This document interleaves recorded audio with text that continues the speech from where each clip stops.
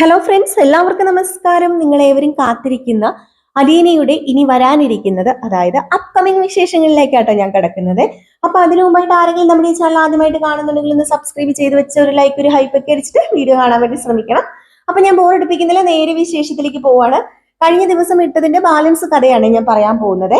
അങ്ങനെ നമ്മുടെ അലീനെ അറിയുകയാണ് ഷെറിൻ ആരാണ് എന്ന്. അങ്ങനെ ഗ്രേസിയും ഷെറിനുമായിട്ടുള്ള ബന്ധവും, അതുപോലെ ആ കുഞ്ഞ് ചിന്നുമോളാണെന്ന് മാത്രമേ അറിയത്തില്ലാത്തതുള്ളൂ. ബാക്കി എല്ലാ കാര്യങ്ങളും അലീനയ്ക്കും ഗ്രേസിക്കും മാമച്ചനും രേവതിക്കുട്ടിക്കും മനസ്സിലാവുകയാണ് കേട്ടോ.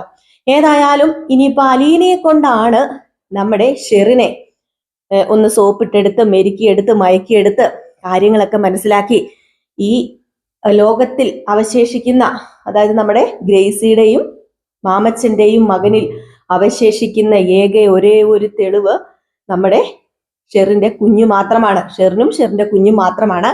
അപ്പം അവരെ എങ്ങനെയെങ്കിലും നമ്മുടെ മാമച്ചനും ഗ്രേസിക്കും കൂട്ടിക്കൊണ്ടുവരണം. അവരുടെ തലമുറ നിലനിർത്തണമല്ലോ. തന്റെ മകന്റെ ഒരു രക്തം അങ്ങനെ അനാഥയായിട്ട് വളരാൻ പാടില്ലല്ലോ. അപ്പൊ അതുകൊണ്ട് അവര് മുൻകൈ എടുത്ത് നമ്മുടെ അലീനയെ മുൻനിർത്തി കാര്യങ്ങളൊക്കെ ചെയ്യിക്കാൻ പോവുകയാണ് കേട്ടോ. അപ്പം ആ ഒരു സീനും അതുപോലെയുള്ള കുറച്ച് കാര്യങ്ങളും ഒക്കെയാണ് നമ്മൾ ഇനി കാണാൻ പോകുന്നത്. അപ്പൊ അലീന സത്യങ്ങളൊക്കെ കേട്ടു.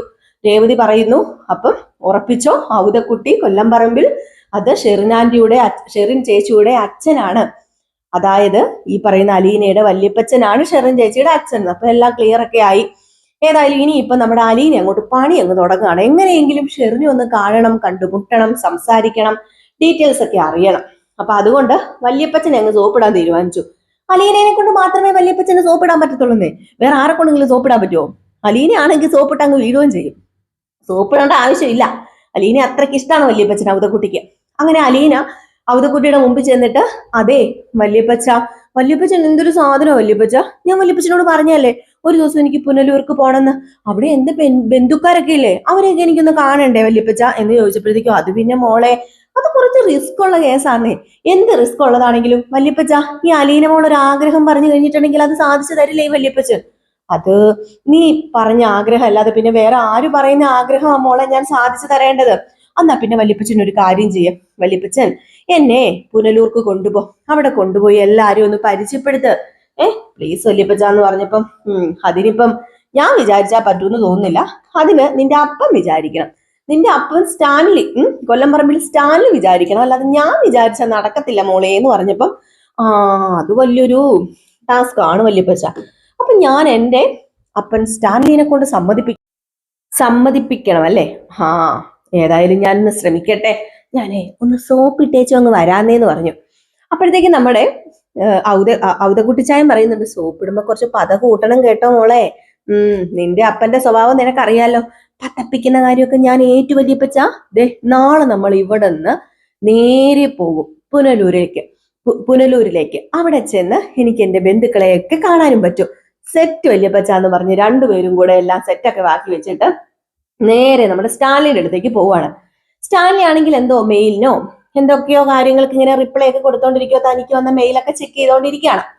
അപ്പൊ അടുത്തേക്ക് നമ്മുടെ അലീന ചെന്നിട്ട്, അതെ പപ്പേ എന്ന് വിളിച്ചപ്പോഴത്തേക്കും ഗൗരവത്തിന്റെ സ്വരത്തില്, എന്താ വേണ്ടത് നിനക്ക് എന്ന് ചോദിച്ചപ്പോ, ചാടി കടിക്കാതെ പപ്പേ, എന്തെങ്കിലും ഒരു ആവശ്യത്തിന് പപ്പേന്ന് വന്ന് വിളിക്കുമ്പോ ഇങ്ങനെ ചാടി കടിക്കുവാണോ ചെയ്യേണ്ടത്?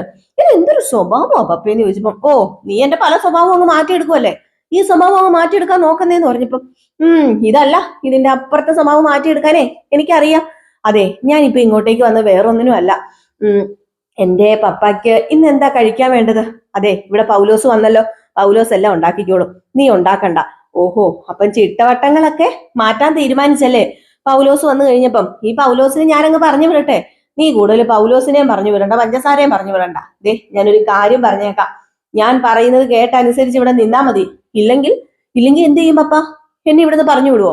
എന്നെ ഇവിടുന്ന് പറഞ്ഞു വിട്ടോ, ഞാനേ അങ്ങ് പോകും കൊല്ലംപറമ്പില്. അവിടെ എനിക്ക് എന്റെ അച്ഛനുണ്ട്. നിനക്ക് അച്ഛനും അമ്മയും കുറച്ച് സഹോദരങ്ങളും ഒക്കെ ഉള്ളതിന്റെ അഹങ്കാരവും ഇതെന്ന് എനിക്കറിയാം. അതെ, നിന്നെ ചിട്ടവട്ടം പഠിപ്പിക്കാൻ എനിക്ക് അറിയാഞ്ഞിട്ടല്ല ലീന.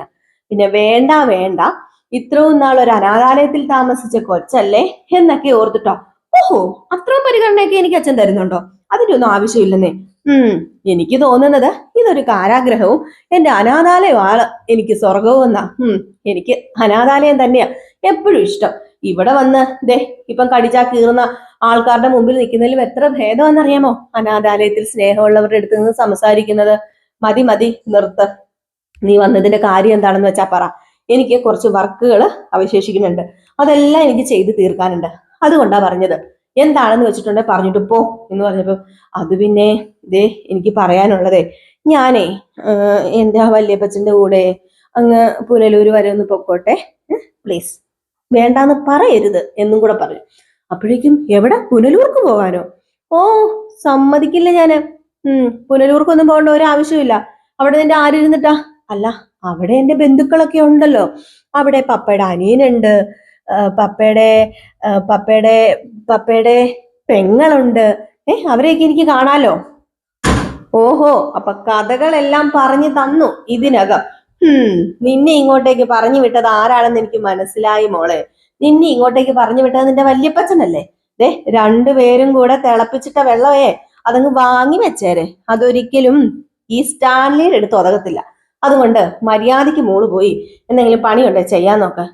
അപ്പൊ ഈ വീട്ടിൽ ഒരു പണിയും ചെയ്യണ്ടെന്ന് എന്നോട് പപ്പയല്ലേ പറഞ്ഞത്? നിന്റേതായ പണികൾ കാണുമല്ലോ. അവിടെ എവിടെയെങ്കിലൊക്കെ പോയി ഇരിക്കാൻ നോക്ക്. എനിക്കിവിടെ വേറെ പണിയുണ്ട്. ഇനി ഇതും പറഞ്ഞ് എന്റെ മുമ്പിൽ വന്നേക്കരുത്. അങ്ങോട്ടേക്ക് നിന്നെ വിടത്തില്ലെന്ന് പറഞ്ഞാൽ വിടത്തില്ല.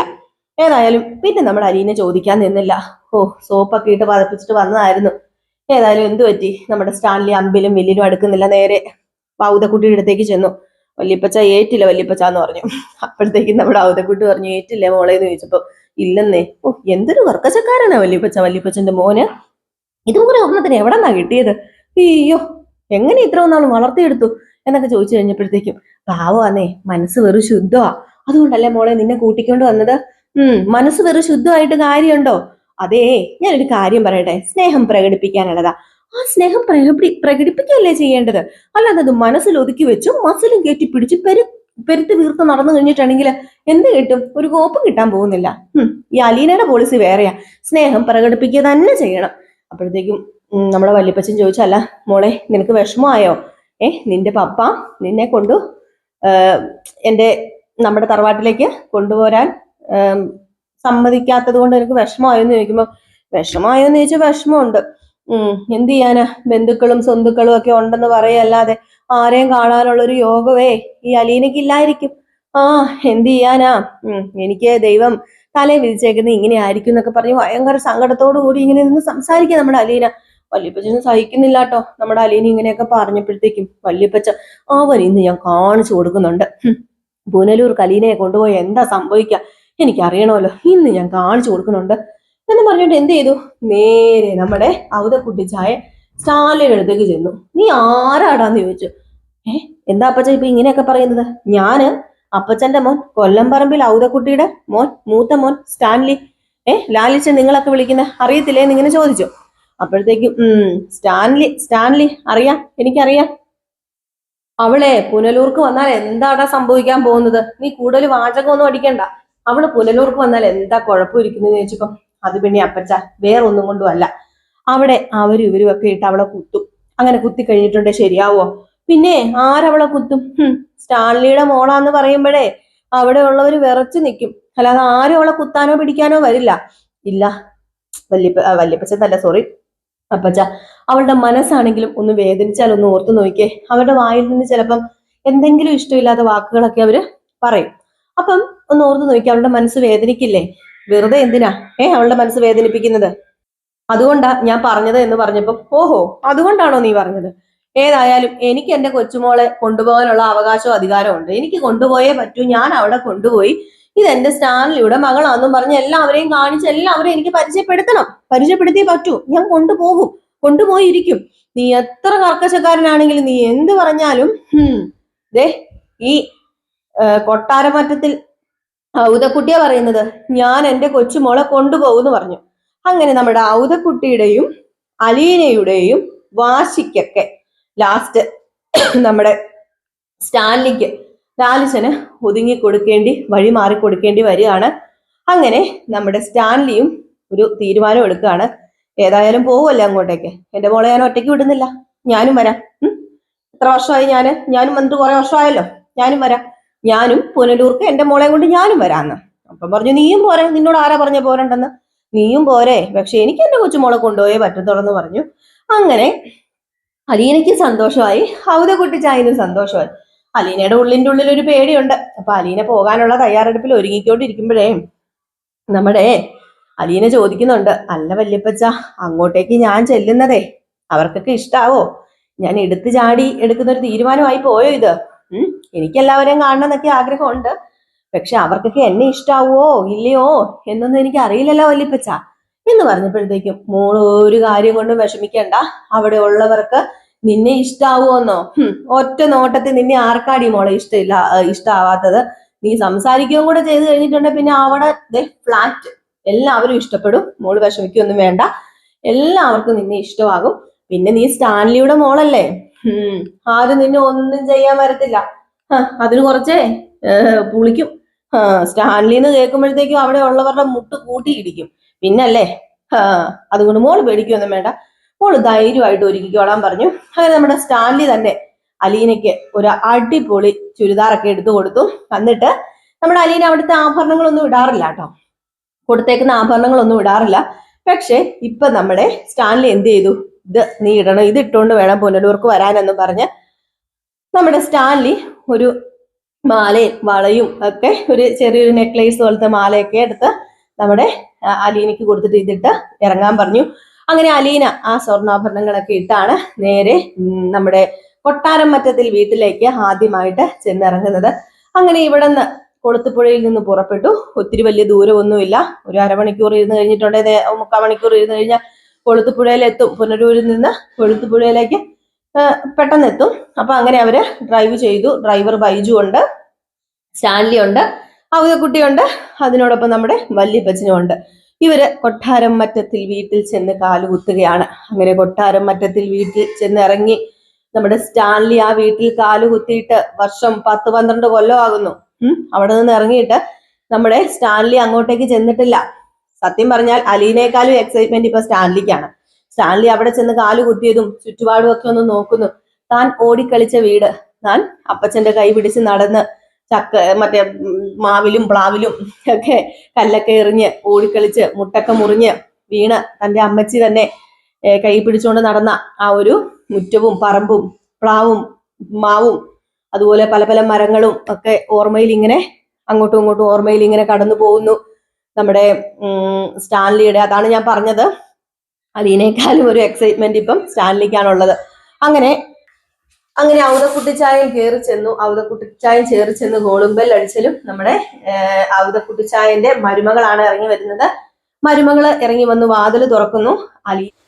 ഏതായാലും നമ്മുടെ ഔതക്കുട്ടിച്ചായന്റെ മരുമകള് ചോദിക്കുന്നു, സ്റ്റാൻലിനെ കണ്ടതും അന്തം വിട്ടങ്ങോട്ട് പോയിട്ടു. ഇവർക്കൊക്കെ സ്റ്റാൻലിയോട് മിണ്ടാനോ സംസാരിക്കാനോ വരെ പേടിയാണ്. അത്ര ഒരു എന്താ പറയാ, കർക്കശക്കാരനും അത്രയ്ക്കും എന്തൊക്കെയോ നമ്മുടെ സ്റ്റാൻലിക്കുണ്ട്, എന്തൊക്കെയോ നമ്മളറിയാത്ത കാര്യങ്ങളും ഒക്കെ സ്റ്റാൻലിക്കുണ്ട്. എല്ലാവർക്കും അതുപോലെ ആണെങ്കിൽ അത്രയും ഒരു ഇത് കാണുമല്ലോ സ്റ്റാൻലിക്ക്.